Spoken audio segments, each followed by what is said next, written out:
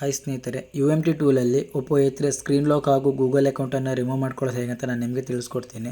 ಮೊದಲು Oppo A3 screen ಲಾಕ್ನ UFI ಬಾಕ್ಸಲ್ಲಿ ಮಾತ್ರ ಅನ್ಲಾಕ್ ಮಾಡ್ಕೊಳ್ಬೇಕಿತ್ತು. ಇವಾಗ UMT ಟೂಲಲ್ಲೂ ಆಪ್ಷನ್ನ ಕೊಟ್ಟಿದ್ದಾರೆ. ಟೂಲ್ ಓಪನ್ ಆಗಿದೆ. ಇದರಲ್ಲಿ ರೀಡ್ಸ್ ಆ್ಯಂಡ್ ಟೂಲ್ ಆಪ್ಷನ್ನ ಸೆಲೆಕ್ಟ್ ಮಾಡಿಕೊಂಡು ಬ್ರ್ಯಾಂಡಲ್ಲಿ ಒಪ್ಪೋ ಅಂತ ಸೆಲೆಕ್ಟ್ ಮಾಡ್ಕೊಳ್ಳಿ.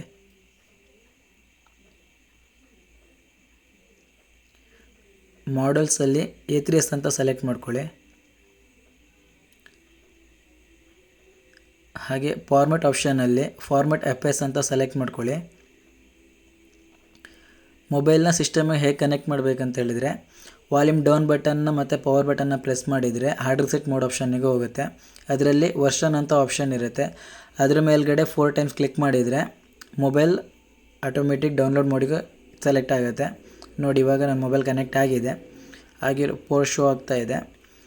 ನಂತರ ಫಾರ್ಮೆಟ್ ಆಪ್ಷನಲ್ಲಿ ಎಕ್ಸಿಕ್ಯೂಟ್ ಬಟನ್ ಮೇಲೆ ಕ್ಲಿಕ್ ಮಾಡಿದರೆ ಎಸ್ ಅಂತ ಕ್ಲಿಕ್ ಮಾಡ್ಕೊಳ್ಳಿ. ಇದರಲ್ಲಿ ಇವಾಗ 5 ಮಿನಿಟಲ್ಲಿ FRP ಅನ್ಲಾಕ್ ಆಗುತ್ತೆ. ಹಾಗೆ ಸ್ಕ್ರೀನ್ ಲಾಕು ರಿಮೂವ್ ಆಗುತ್ತೆ.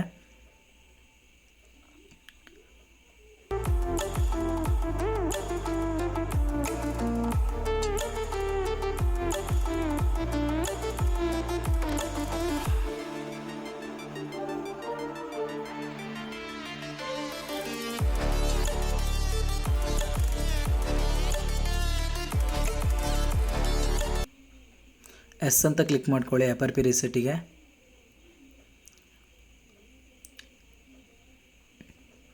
FRP ರೀಸೆಟ್ಟು ಡನ್ ಆಗಿದೆ. ಸ್ಕ್ರೀನ್ ಲಾಕು ರಿಮೂವ್ ಆಗಿದೆ. ಇದು ಇವಾಗ ನ್ಯೂ ಮೆಥಡು. ಇದರಲ್ಲಿ ಇವಾಗ ಲೇಟೆಸ್ಟ್ ವರ್ಷನಲ್ಲಿ ಮಾತ್ರ FRP ಅನ್ಲಾಕ್ ಆಗ್ತಾ ಇದೆ ಹಾಗೂ ಸ್ಕ್ರೀನ್ ಲಾಕ್ ರಿಮೂವ್ ಆಗ್ತಾ ಇದೆ.